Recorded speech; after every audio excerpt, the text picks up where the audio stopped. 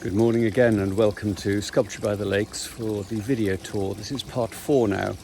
I'm not sure how many it's going to take to actually do the full park. I think it's going to be at least a dozen, but here we are today, part 4. My name is Simon Gudgeon and today we're going to go and see the kitchen garden.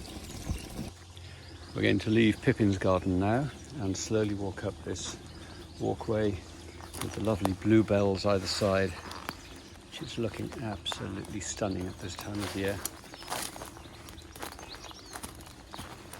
And this leads us into the kitchen garden with the cold frames and the new espalier frame for the fruit trees, which are all currently in flower and in bud.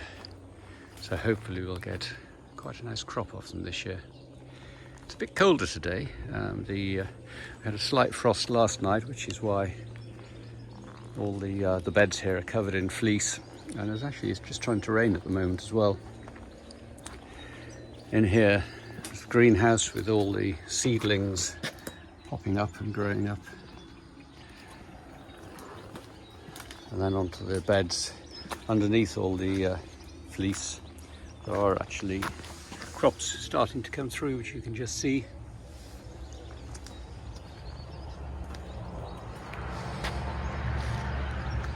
And here we've been making these new fruit cages to protect the crops from the birds. We haven't actually got the netting up them yet, but they've just been put up, and we've got this wonderful raised bed for the strawberries.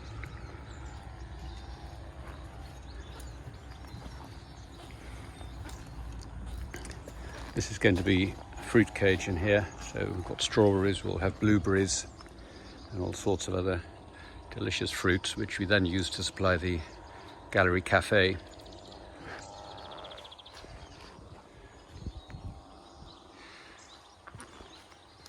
We use the no-dig method for cultivation here. This really preserves the soil structure and helps preserve the fungi and the microbes within the soil. Helps drainage because the worms do all the work. So essentially all we do is put compost and manure on top of the soil and let the worms dig that down, take that down with them and aerate the soil. It's a much better way of producing vegetables, and it's much less, it's not quite much less work, but it just helps the soil structure, retains much more moisture. You're not constantly digging over and destroying the microbes and the naturally good fungi within the soil. A small little herb garden here,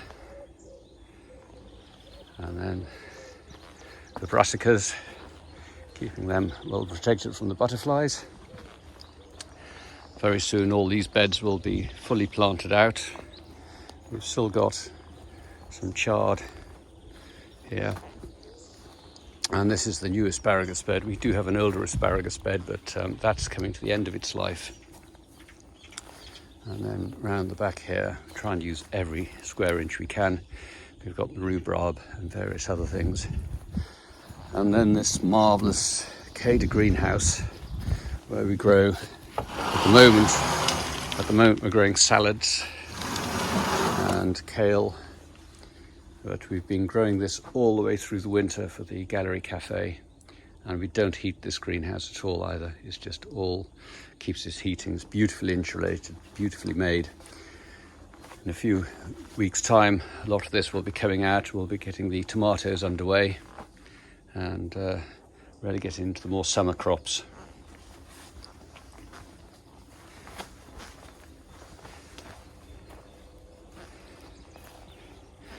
We use a rainwater system here, so we capture the rainwater in these big duck tubs, and also we've got them at the back as well, so we can store hundreds of gallons of water from the roof and then use it for watering the garden. We do try and keep our impact as low as possible. And then down here we've got the compost bins, so we do a lot of our own compost if we can, and as you can see they're fairly large, so we do use quite a lot of compost here, especially with using the no-dig system.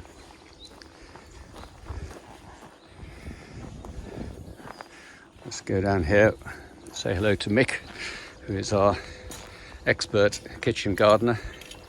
Morning, Mick. Can I squeeze past you in a proper distancing way? Thank you. Cheers. One of the current aspects of this lockdown is, although our income has gone to zero, our outgoings haven't, because we've got to maintain the gardens and produce the crops for this season. When we hope we're going to open. These are our chickens, and they provide most of the eggs for the cafe. They're a good bunch. And there's this lovely chicken gate into the entrance, which again I made and installed there. As I said in an earlier video, the chickens have got the full reign of this field, which is normally for the visitors, but they're very happy scratching their way through. So that's the end of the tour of the kitchen garden. We do try and produce, we succeed in making at least one item on every plate of food we serve in the gallery cafe come from the kitchen garden. It helps eliminate transport costs and it helps eliminate waste. All the food we use in the gallery cafe is picked freshly, and so it's the best possible taste, and it's grown in a very environmentally friendly way, and so the taste is much better as well. Thank you for joining us today, and tomorrow we will keep the tour going. Thank you.